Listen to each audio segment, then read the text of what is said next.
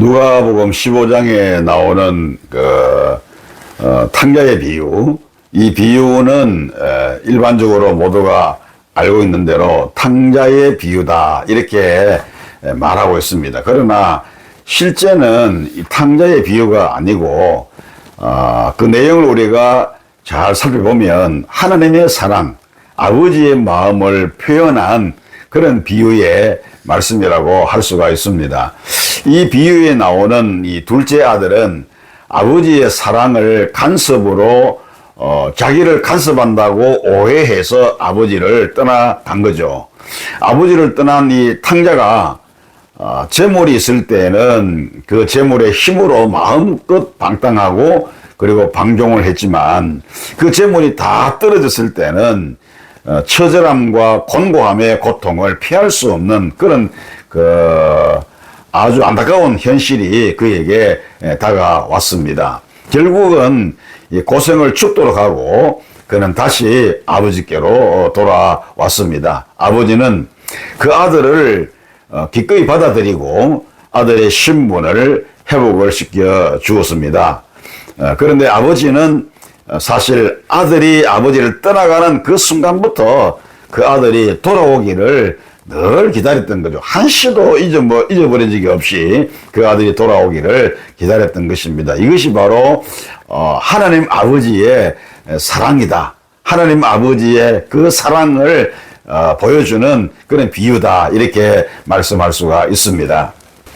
세상은 모두가 이 탕자와 같이 아버지가 싫어서 아버지의 간섭이 없는 세상으로 멀리 떠나갔습니다. 하나님 없이 자기들 스스로 살고자 하나님을 다 떠나간 거죠. 그래서 세상 사람들은 하나님 없이 자기들 스스로 타락한 삶을 살아가고 있는 것입니다. 지옥의 고통 속에서 몸부림을 치면서 그렇게 살아가고 있는 것입니다.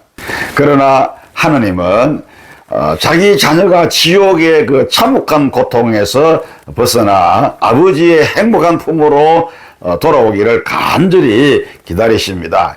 이와 같이 기다리시는 그 하나님 아버지의 심정을 누가 알겠습니까? 그럼에도 불구하고 자녀를 향한 아버지의 심정을 아는 자가 영적으로 참 효도하는 자요, 그리고 자기 영혼을 사랑하는 자다, 이렇게 말씀을 드릴 수가 있습니다.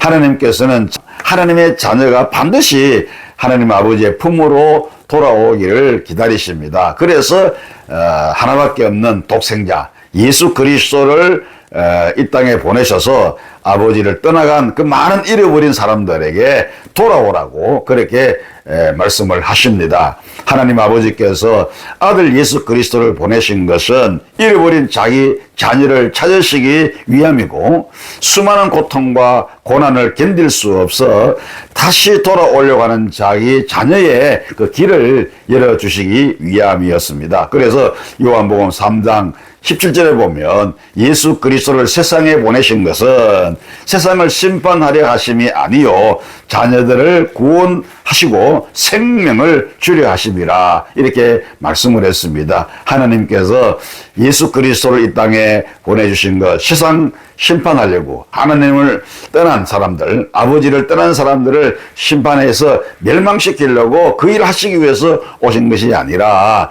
잃어버린 당신의 자녀, 하나님 아버지의 그 자녀들을 구원하고 그들에게 잃어버린 생명을 주시려고 이 땅에 오셨고 하나님 아버지께서 독생자를 보내셨다, 그런 말씀입니다.